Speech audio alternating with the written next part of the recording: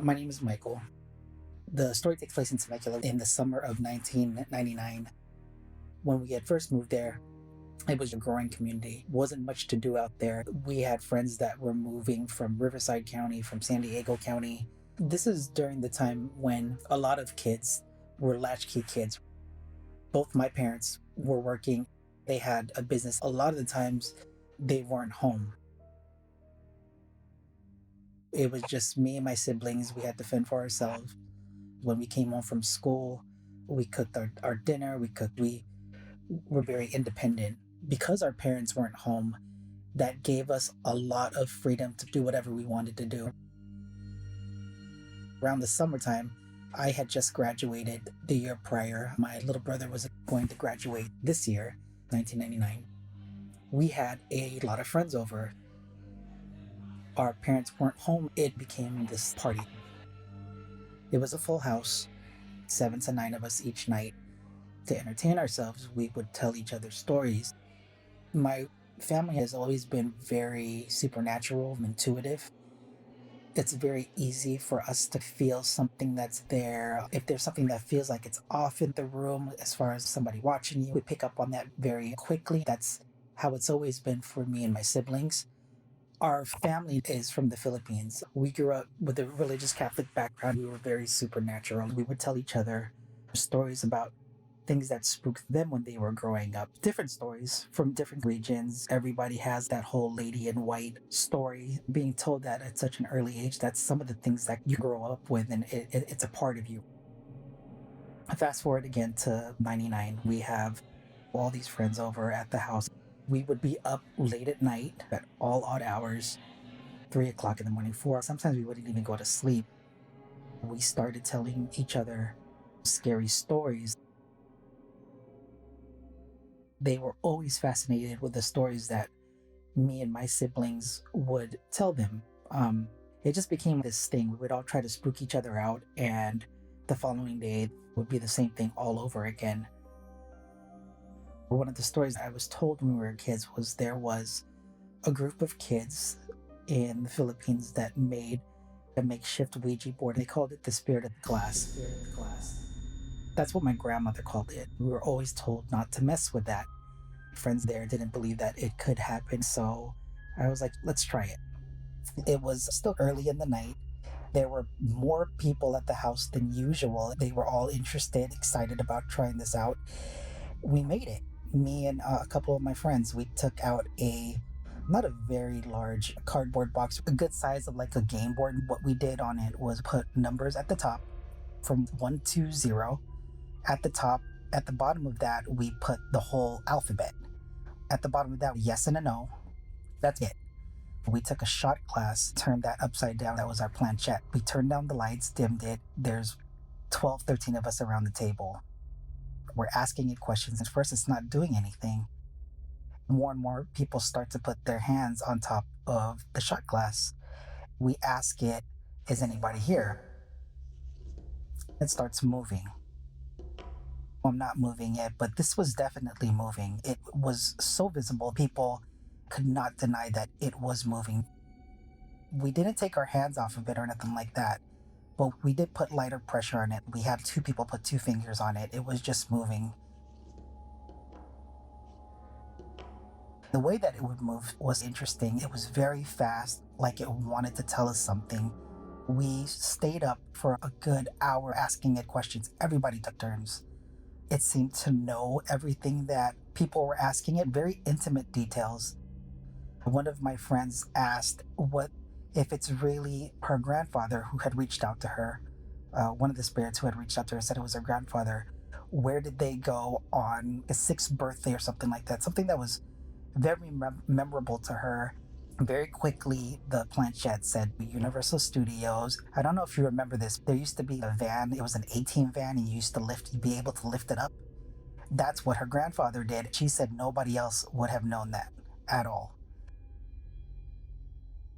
Everybody was completely fascinated with it. But after some time, you get tired of it. The interest starts to kind of fade a little bit.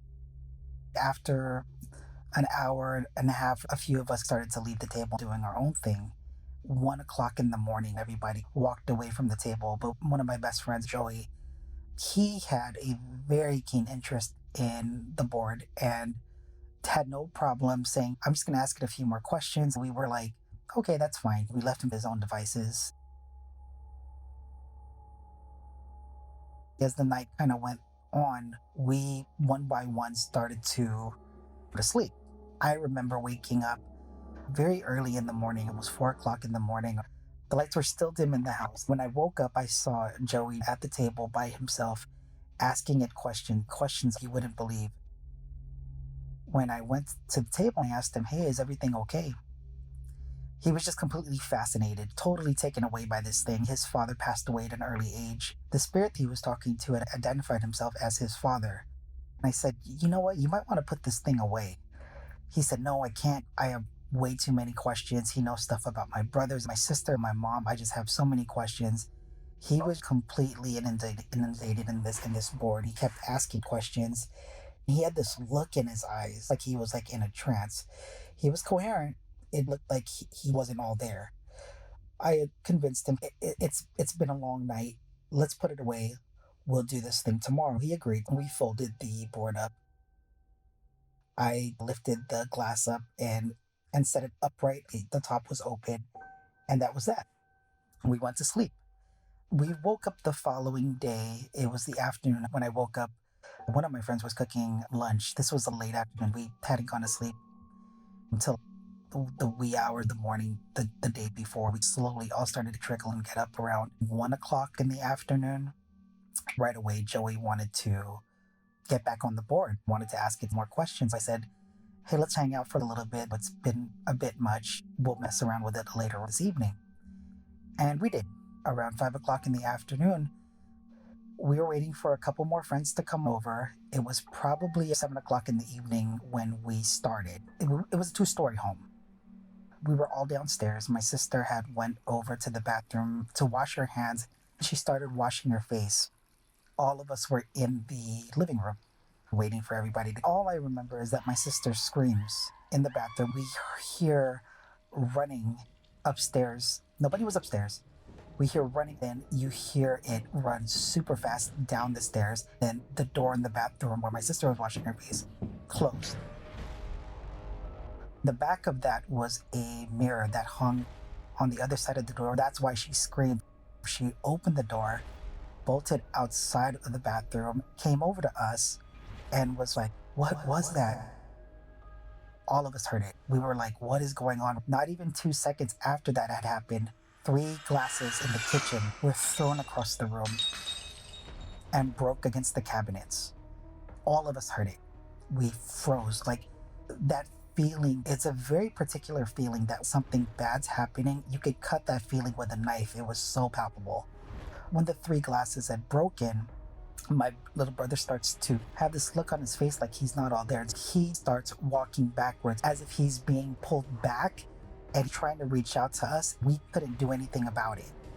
He started saying, what's wrong? What did I do? Why are you doing this? And completely face blank, no emotion in his eyes or anything, held on to him.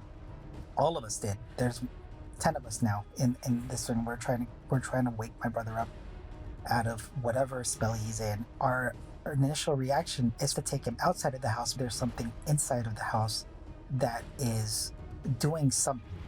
We all went outside. My brother was still out of it. He had this look on his face, a smirk, this look of evil in his face. I was like, somebody do something. All of us were freaking out. There was a garden hose that was outside. I grabbed it, turned it on, and hosed down his face to make him snap out of it. When the water hit his face, he lets out this gasp as if he is underwater and he's just able to break free to take that first breath. He gets down to his knees, and all the dogs in the neighborhood started howling, shrieking, almost in unison. We all looked at each other like, what in the world is going on? Nobody would go back in the house. We stayed outside in our cars for a couple of hours before we said, okay, it's midnight. We can't stay out here all night. We have to go back in this house. When we went back in the house, in the kitchen, the lights were flickering on and off. A couple of them just wanted to run out of the house again. I said, no, we're going to stay here. We're going to stay strong, all of us together. We're going to tell it, no, you can't be here. I turned the lights back on and very sternly I said, you cannot be here. You're not welcome here. We don't want you here. You have to leave. As the night went on, we all took shifts staying up with one another. We were really scared that that episode my brother had went through was going to happen again. We wanted to stay up just to make sure he was okay. He slept fine. Throughout the night, though, I heard things. Other people heard things.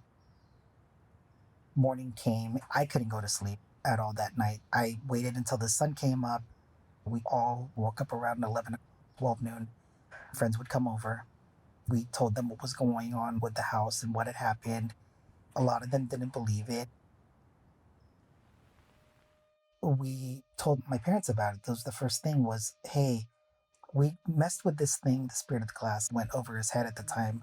He was pretty much just like, it's a bunch of kids just messing around. Whatever you put into the stuff that you're doing, it's going to mess with you because it knows that you're scared.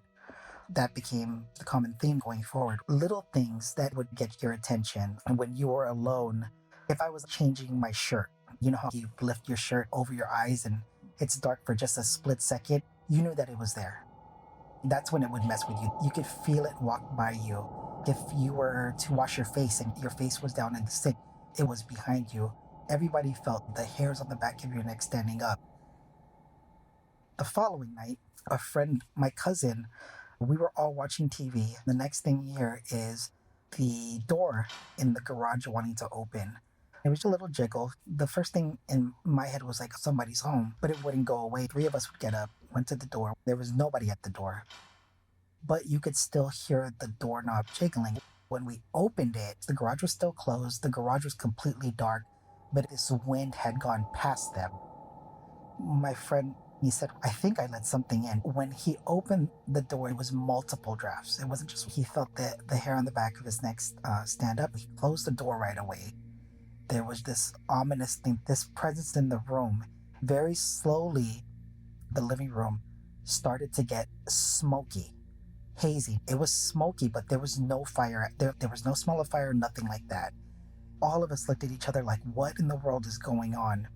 We had a glass fireplace enclosure that you could see through from the living room into the kitchen. My cousin looked in there and got up really quick.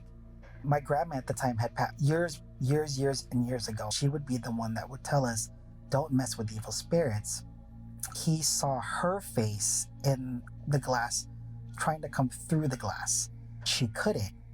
The smoke started to become so thick. We were in the living room, the front door was open, and again, we're just in the driveway, completely freaked out, not wanting to go back in. 11 o'clock in the evening. We slowly start to go back in. There's this feeling of misery, sadness. We need to all be together. We ended up all sleeping in the same room together. My cousin had woken me up at around 4 o'clock in the morning. That smoke started to come again. There was something wanting to force its way through, but there was also something holding it back. The only thing I can say about that, maybe my grandmother watching us, scolding at the same time, trying to fight off whatever was there. It became this house of horrors. More people wanted to come over and see it. I remember coming home with my girlfriend. We were in an argument on the way home. Me and her went straight upstairs to my room to talk. While everybody's downstairs, we're in there arguing, and we just hear a loud knock in the room next to us. Nobody was upstairs. I opened my door to see who it was. Nothing was there, but we were arguing. My mind was somewhere else. It started to get into a shouting match between me and her. The lights in my room started to flicker again. It went very slow and very, very fast. We stopped right away, dead in our tracks, from arguing till completely silent looking at each other. We were super scared.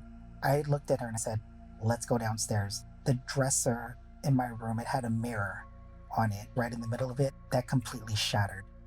We opened the door, booked it out of the room. Our friends met us halfway asking what was going on downstairs. There was a salt and pepper shaker in the dining room that was thrown against the sliding glass door. Whatever it was very strong. It would break things. out of nowhere. You didn't know when it was going to attack or when it was going to do anything. People, they never came back to the house after that. Joey, a friend, was with us. He wouldn't eat. He would be in a funk, and he became this complete recluse. He would stay in a room, not want to kind of come out, he to himself, which was really scary. He would say certain things like, I want to hurt, I don't want to do that, I don't want to do that. I go, who are you talking to? He'd just look at me and be like, no one. He became just this complete person that was not somebody we were used to. He took it upon himself to be like, I'm not staying in here anymore, and just took off to go back home. I don't know what happened with that, why he made that decision. He was only in his house for a couple of days and decided to come back. When we would see him outside of the house, he was the same Joey we knew before. He jokes around all the time, always a smile on his face. But right when he comes back to the house, it was the same thing. He would become somber, wouldn't say anything. We noticed that with a few of like our friends. It wasn't just him. Me and my sister were talking, and we said, hey, we really need to talk to somebody about this. It's starting to come to a point where the attacks are ramping up. It doesn't seem like it's going to stop. We would see more shadows in the house going upstairs, downstairs, sneaking out from corridors. That these weren't things that were made up. Everybody was seeing. We talked to our dad about it, and my mom, who said, okay, let's go see the medicine man. A couple of us go to LA with my dad. We meet with this practitioner, the lady, much older. She has one blind eye. Right away looks at Joey and me. Doesn't say anything. The second she opened the door and saw us, her attention was fixated. The ritual and the ceremony, they pray over you and they tell you, this is what's going on. There's this many spirits around you. She was taken aback. She gasped and goes, are you all living together? All of us looked at each other. We said, yes. She goes, I'm suffocating in here. There's too many spirits. I can't do this. She tells us to leave. She's kicking us out of her house. She said, there's too much here. I can't do this. I don't know what's going on. I mentioned to her what we did. We made this Ouija board. Right away, she goes, you played with that? Then you came over here? She was livid. Why didn't we tell her about this before we came over? She said, the only thing I can tell you is pray, pray, pray. I don't know what amount of prayers are going to stop whatever is going on in the house right now. Pray and have an elder go into your home to find out what's going on. On the drive home, my dad was pissed off at us because of what we got ourselves into. That night, the lights flickering on and off, a bunch of stuff was going on in the house. We all decided we would sleep in one room. But that night I had a dream that somebody was trying to come into the room. I remember very vividly waking up in my sleep and being terrified because I was the only one up. The lights were still on, it was dim, but you could hear the door knob want to open. I could see my grandmother with both hands, and there was two gentlemen with her at the time. My dad, he says it was his older brother who had passed away and his uncle that were holding this door closed, telling us, look what you did, look what you did, look what you did. Scolding us like we're trying to leave this door closed so they can't get in, but they're too strong. There's too many of them. That following morning, I told my father about my dream. He did mention there was an elder we were supposed to go to in the family, my grandma's cousin. My dad begged her to come over to find out what was going on. He just wanted close people to be there, especially with Joey. He was really worried about him because of the way he was acting. We had gotten my Lola, or my grandma, Sean, to come. The second she walked into the house, she was in tears. She did feel something. She got lightheaded. She couldn't breathe. She said, there's definitely something in this house. It doesn't want you here. It wants you to go away. She said, it's telling me it's going to stay here for as long as it wants to. There's nothing that you can do to stop it. I remember thinking, we're screwed. We've done this to ourselves. She looks at me and says, if your thoughts and your prayers for God are pure, then it will go away like water. At the first drop of it will go. The days after that, we brought her home. It was just torment again. Lights going on and off, things running up and down the stairs, things being thrown. It's weird. It's like it was trying to make sure whatever we were going through was complete hell for us. But it just did the opposite. It pulled us together. A lot of us had shifts going to sleep and staying up, watching over each other. I think it didn't like it. We started saying a lot of the prayers, the Hail Marys, the Stations of the Cross. It didn't like that at all. It got more bold, more obvious. It was opening, closing doors, lights again. This was dead in the middle of summer. The temperature that we've been having up has been 98, 99, 100, 101 degrees. Sometimes in the house it was cooler. We would have to wear jackets. One night was very, very windy. We had this crazy rainstorm. It would not stop. This wasn't normal rain. Something told me, open all the windows in the house. We would open the sliding glass door outside, all the windows upstairs, everything in an effort to ward whatever was evil outside of that house. The following morning, it was like a weight was lifted. Not so much to where we were in the clear, but lighter than what we had been feeling. My grandma came back, the elder, and said it's not as bad as it was before. There's still something here. I don't know if it's going to leave. We believe there was a demonic presence in the home. I do believe whatever happened in there changed a lot of our lives. I went through anxiety for a long time because of that. My dad, he went through a bad place also. She said it's still going to haunt you, it's still going to attach itself to you, but at least it's not doing the everyday attacks. In a weird sense, it's getting what it wanted. Joey had a lot of unfortunate events that had happened to him one by one by one. It didn't seem like it would stop. He's in an okay place now, but I don't think he's 100%. One of our really good friends that witnessed a lot of stuff in the house ended up going the wrong route. And I feel like there's residual stuff following us around. I went through a lot of anxiety and depression. I've been seeing a therapist. I've been more spiritual with my beliefs now. That's one of the things that helps me throughout the day. We ended up selling the house. I've wanted to go back there to talk to the new owners, see if they've been experiencing anything in there. And out much later on that the area we were on, there was burial ground there. The Pachanga Indians were there. The massacre was there. Not sure if it was in the same vicinity, but they said in that area alone, it's a hotbed for paranormal activity. It wasn't just our house going through that. There's a paranormal group on Facebook I follow that's in Temecula. They say that, hey, we were going through some wild stuff also, just to find out that was just a couple streets away from us. We weren't aware of what we were dealing with and how bad it was. We invited a spirit or an entity into that home. It backfired on us.